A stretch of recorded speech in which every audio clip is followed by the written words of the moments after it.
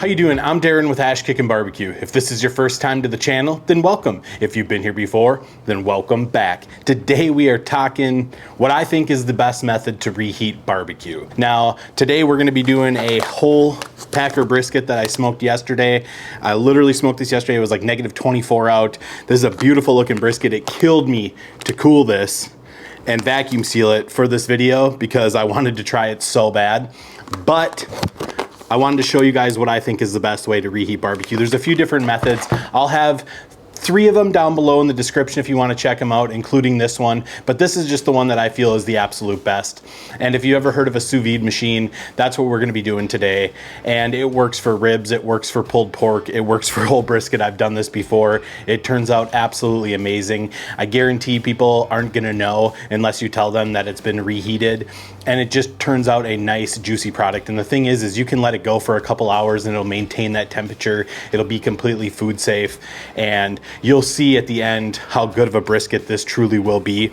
Like I said, I smoked this yesterday. I smoked it at 250 till it was time to wrap, bumped it up to 300, got it done. This is kind of a new recipe I've been working on, so you'll probably see it in the near future. I'm thinking maybe a beginner's brisket video, but you can see we have beautiful bark in there. We have some tallow that's solidified in there, and it just is a really nice brisket. I'm looking forward to slicing into it and finally trying it. The nice thing about it being -24 out is I was able to rest it down to 140, put it outside. It got cool super quickly.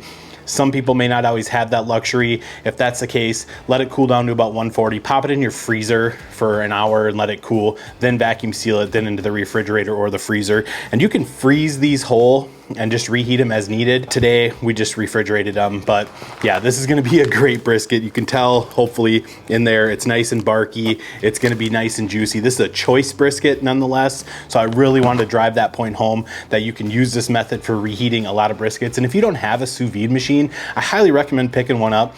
It makes for easy recipes inside a lot. I know a lot of people say, oh, you're just cooking in boiling water. That's not it at all. A lot of restaurants use sous vide machines. I know a lot of people who travel with briskets and use them to reheat them using sous vide machines. So if you haven't tried one, I'll have a link down below to the one I use. It's an Innova. It's a little bit more than some of the others, so I'll have a link for the one that I use. Then I'll have a link for a more budget-friendly one. Either way, pick one up. You're going to love it. It works really, really well. So I'm gonna let this sous vide machine get up to temperature. We'll get this brisket in, I'll show you the process, and a couple hours we'll slice into it, and I'll show you how good it is. So let's get this in the boiling water, I guess. Before we drop this in the sous vide, I just wanted to show you this brisket. Looks really good. You can see on the bottom here, it did miss a chunk of the fat right here when I pulled it out of the wrap. I let it cool outside, and it got stuck to the foil, but hey, that's okay. It was cooked with the fat on there. We're just reheating it. It's still gonna be nice and juicy.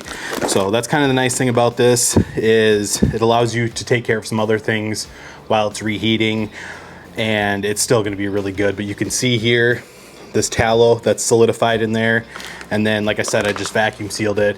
And hey, that's a pretty good looking brisket, especially for a reheater.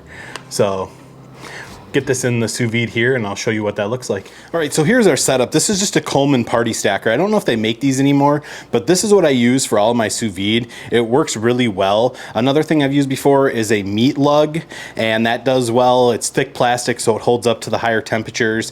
And then this is my sous vide. Like I said, it's an Innova. I have it set for 165. It's at 142.8 right now. So I'm just letting it come up to temp. Once we get this brisket in, I'm gonna put a couple sheets of foil over the top just to keep this steam from evaporating and keep that water in there and help keep those temps in there. Now, what I've been meaning to do is take the lid here that comes with it and cut a hole in it. That way it fits right in there, and I can just leave that lid on and create a nice cooler sealed area. But hey, they call this the poor man's Cambro. If you can find one, I highly recommend getting it. It works well for holding meats on the go. I use it all the time for that. The bottom is kind of stained because I've had meat juices leak and everything else, but I bleached it out completely, washed it really well. It's clean. The brisket's vacuum sealed. Like I said, we're sitting at 143.3. I'm gonna let this come up to 165. We'll get the brisket in there, and I'm probably gonna leave it for 4 hours, probably 3 hours, but it really doesn't matter. It's not going to overcook. It Could get a little bit more tender in there. It's debatable. I think it could. I mean, it's really gonna help the tenderization process with a lot of meats. I've done whole beef tenderloins in here and then seared them off on the grill and let them go for like 4 hours. They're ultra tender. They're super good. So I'm hoping for about 3 hours on this. You know, the thing is with this is if you puncture that bag, you know, you can't put it back in there. So I'd err on the side of caution and go a little bit longer than what you think you're gonna need. For me, I think 3 hours is gonna be good. An hour and a half probably be fine to reheat it. We just wanna get it over 140. That's all we're looking for. So you could set it to 140 if you wanted to. I like to get it a little higher because once you drop that cold brisket in there, the temps drop and then it's gonna be struggling to keep up for a while. So by overshooting it, dropping it in, you're gonna be on the money. So you just wanna get it over 140. That's gonna be your safe zone. So got it set for 165. Once it hits that, we'll get the brisket in. So we'll see you then. All right, so we are sitting at 163.7. That's close enough. I'm gonna get this brisket in. We'll get this top covered up with foil. They have actual containers you can buy with tops. I don't know if I mentioned that. Makes life a little easier, but hey, we're going with a little old school engineering here. So 163.8 now. We're gonna get this brisket in and that's just gonna look like this. So our brisket is in there and now we're just gonna let it go for probably like 3 hours, like I said. Just depends, I'm shooting another video right now. So kind of depends on timing of that. But like I said, minimum 2 hours is really what you want. I'll probably go 3 and we're just gonna let this thing roll. Now the temperature's only dropped to 162.2, so it didn't drop too terribly much. So like I said, I'm gonna give this a couple hours. I'll bring you back when it's time to take it out. We'll slice into it and I'll show you how fantastic this reheated brisket truly looks. So we'll see you in a few hours. All right, so it has been 3 hours. You can see this is the layout I had with the foil. We're just gonna get that off.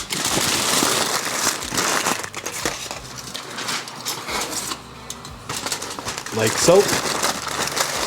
And you may be wondering, that is a plate on top of this brisket just to help keep it submerged and from moving in that water. I'm just gonna get that out gently, carefully. It's extremely hot. I'm gonna get this set off to the side.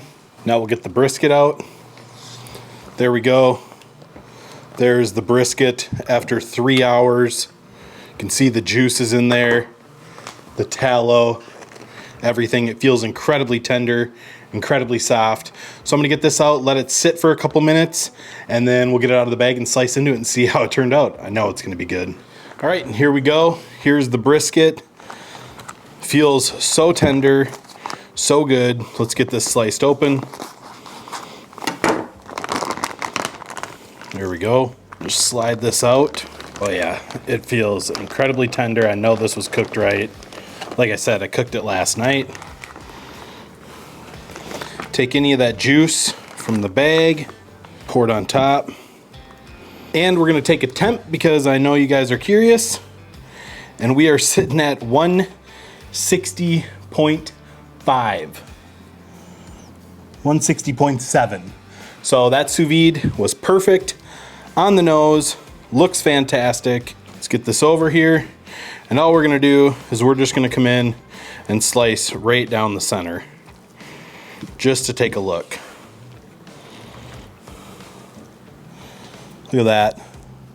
Juicy, moisture in there, nice smoke ring. This looks amazing. We'll check out the other side here. Beautiful, juicy, a lot of moisture in there. All right, now we're gonna get a few slices out of here. I'm just gonna put this point up like that. Get a couple slices out of this lean. See how that turned out. Oh, beautiful. I mean, how's this for tenderness? Extremely tender. Holds up under its own weight. I mean, you can't give me a better slice of brisket than that, folks. That looks amazing. Get a couple more out of here.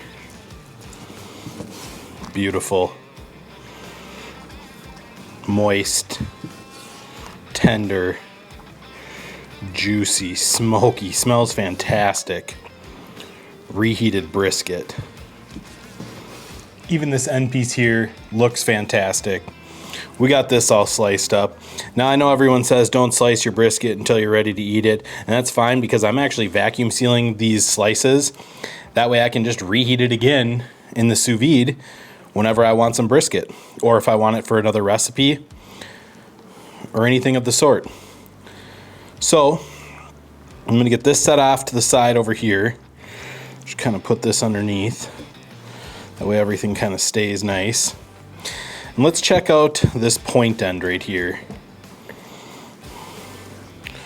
Come in right here.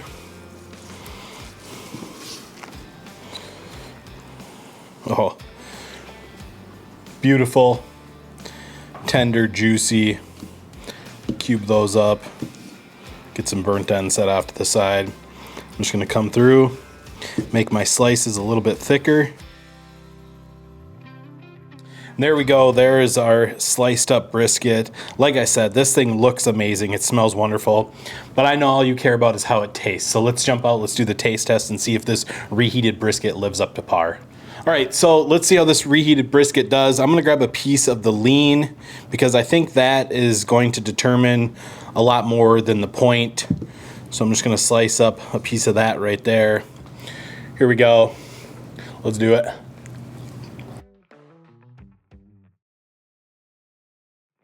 It melts in your mouth like butter. I mean, it is amazing. Just look at the slightest little pull just comes off. Let's do it. It's beefy, it's tender, it's juicy. All right, I gotta stop eating the lean because we're gonna try a burnt end. Right there, I already know this is gonna be good. It looks like just straight meat butter. Absolute money. So good, so much flavor in that. We got one thing left to try. That's this fatty right here. So, come in, take a chunk, big old chunk of brisket fatty. Let's do it. If I knew how to dance, I'd be dancing right now. That brisket is fantastic. I would never know it's reheated, except I'm the one who did it, but I would be confident 100% to serve this to anyone and have 100% guarantee that they would not know that it's been reheated. It is so good.